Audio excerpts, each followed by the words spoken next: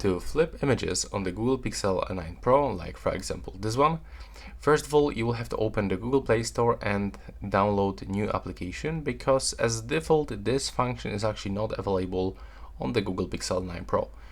So you will have to input this phrase, mirror image, and I can recommend you to get, for example, this application. It's completely free, you don't have to pay for it. I was using it a lot of times. So now, once it's actually downloaded, you will have to open it. Then click on the left bottom corner to select photo that you want to mirror. Let's do this, for example. We can even do this with the screenshot. So pick this. You will get here sometimes the pop-up ads because the application is completely free, but you can quickly mute it and tap on the right upper corner to get rid of it. And now you can select to flip, horizontal, or vertical. There we go. That's how you can do this.